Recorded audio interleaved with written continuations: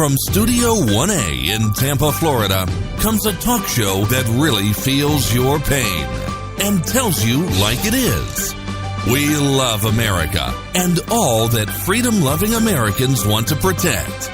Live from coast to coast and on your radio, it's For the People with Keith Alan. We'll help you survive this thing called life. We're for the people. Whatever your source of stress or strife, for the people is there.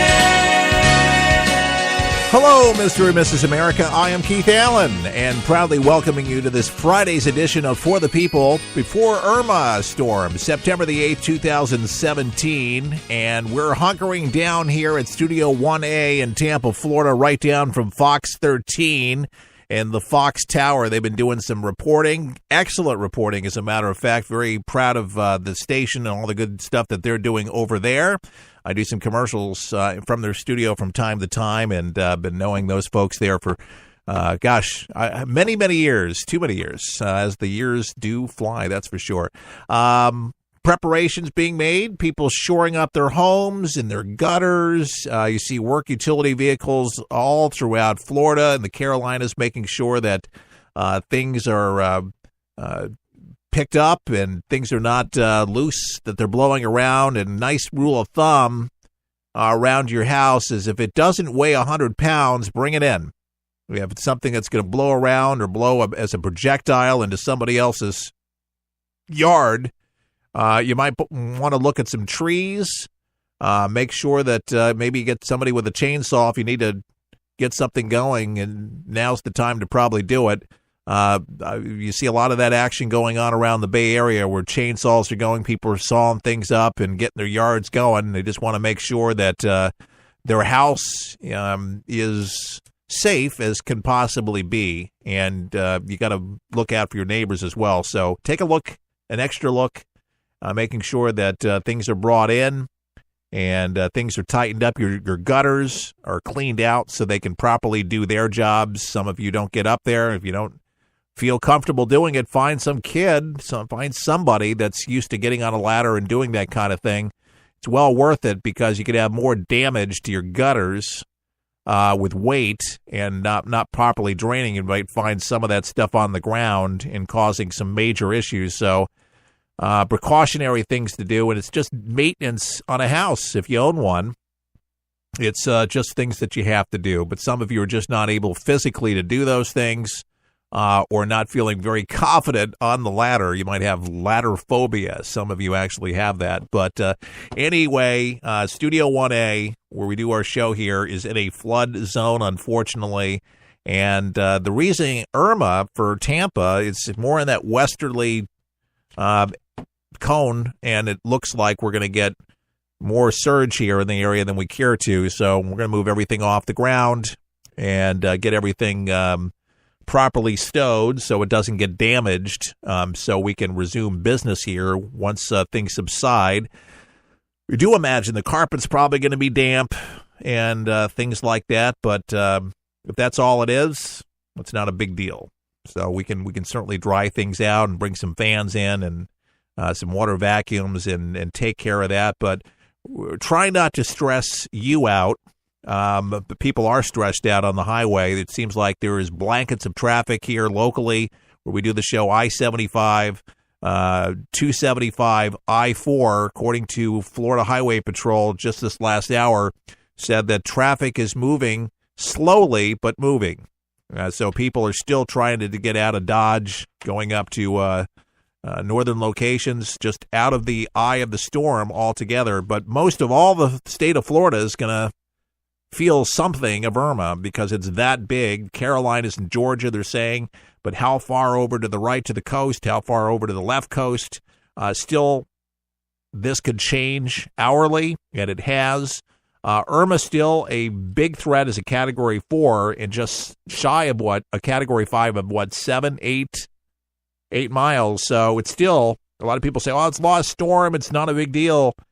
It's still a pretty significant storm. Key West, Keys have been evacuating. We have a report from Griff Jenkins there in Key West telling us what's going on there. Griff? Don't be fooled by the blue sky and the calm waters behind me. You see all of the boats moored and tied up, but what they are expecting here is epic proportions, and it is not only this Category 4 high near Category 5 wind, but also the storm surge, expecting as much as 10 to 15, maybe more of feet of water rising. Obviously, a catastrophic event, not only for the residents here who could be isolated, the officials say, for days, if not weeks, but also the destruction to these boats here. Earlier, Monroe County Administrator Ramon Gastizzi was issuing a dire warning saying that if you haven't gotten out, you need to get out, not only because of what's coming, but because of the aftermath, that if you call 911, no one's coming. Take a listen to what he said. I mean, it's very dangerous. This is especially the storm surge, and we will not come save you. We're not going to risk the safety of our first responders for anybody's irresponsibility for not leaving. Again, if you stay down here, if you're listening, you're on your own. Just don't even dial 911 because nobody's going to answer.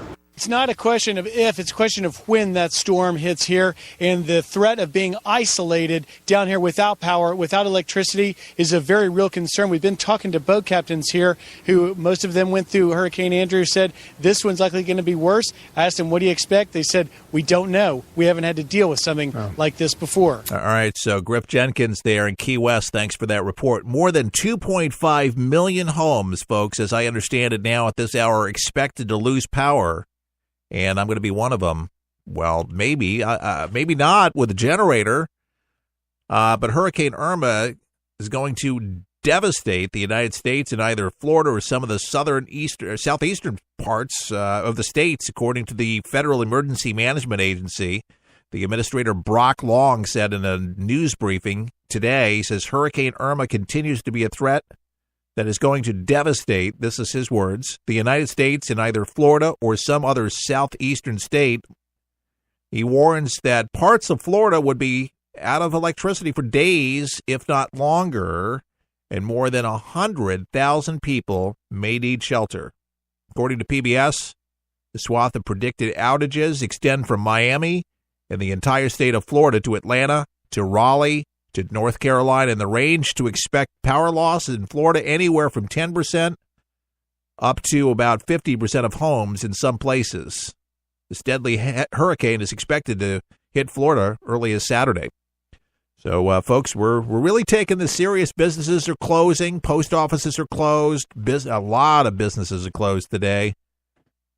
The building that I'm in, I rent from CRG Restaurant Group here in the Bay Area, and they're not taking any chances with security with the building. They're kind of messing with the security system and all that, but we're hard locking doors for power outages.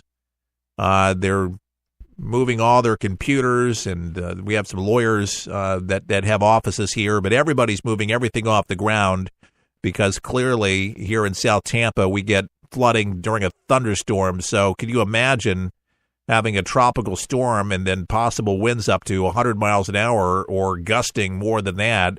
Luckily, the roof on this building is tar, which is good and recently has been done, though there is a part of the building that's on the other half of the building, the east side of the building, that does typically flood during a thunderstorm. So they're thinking that's the boardroom with marble floors, beautiful area, but for whatever reason they haven't been able to shore up the roof there. So they're expecting that's going to be a really bad deal, and that in itself could actually flood the hallways here.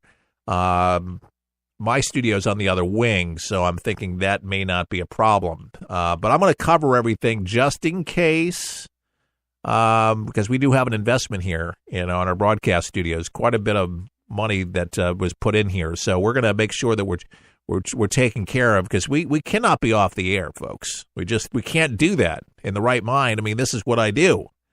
So anyway, they're doing their thing. We're doing ours, and you might be listening somewhere in Kansas City or out in California. You guys got wildfires out there in California. Mexico, how about that 8-pointer? Mexico off the coast and killed a bunch of people today. That's very, very sad. We pray for the people of Mexico dealing with problems in Texas. Remember, there's issues going there. Carl Higbee of AmeriCorps was on a little bit earlier. His organization does a great job, and he's been monitoring this situation and that in Texas, and he's from Texas. Let's hear what he's doing. Carl Higbee. So right now we have 10,500 Senior Corps volunteers that are residents of Florida. We have both the AmeriCorps director and the Senior Corps director, Chester and Debbie, that are Floridian residents that were appointed by President Trump to run those two programs. So believe me, when we say Florida, you will not be forgotten. You are definitely going to be in the foresight of getting this done. But we have directed so many resources right now to Texas that we are training an additional 2,000 AmeriCorps members to get in and help with the Florida. We've got, I think, with the assistance of FEMA and other government agencies, 4 million gallons of water, 7.5 million meals prepared just standing outside the storm zone. So we're coming, but like I said, and like the last broadcast you just had, get out, listen to the local authorities. That's a big thing, listening to the local authorities. Okay, let me just kind of paint a picture today of what's going on. Where's Irma? In our news thread, we said we would kind of give you that update. If you're kind of looking for it, I mean, God, everybody's doing coverage one way or another here. So, this thing continues to barrel, and the vulnerability is Haiti, and it's always vulnerable there. But that is being hit. A string of Caribbean islands killing at least 10 people as the most powerful Atlantic storm, and we got Cuba right there. And the wake's going to happen there, hitting some mountains. Winds around 185 miles an hour. That's the deal. 290 kilometers per hour. And then the storm has smashed through several small islands, northeast Caribbean to recent days, including Barbuda, St. Martin, British and U.S. Virgin Islands, ripped down trees, flattening homes and hospitals. And then winds slipped slightly on Thursday, dropped it down to 175 miles an hour. Still, like I say, like it's been said, not to be underestimated. Still a very powerful storm, and it's been lashing out on the northern coast of the Dominican Republic. According to the National Hurricane Center, Irma is expected to hit Florida as a very powerful Category 4 storm on Sunday, with storm surges and flooding beginning within the next 48 hours. My county here in Hillsborough County in Tampa, we're under a hurricane watch as we speak.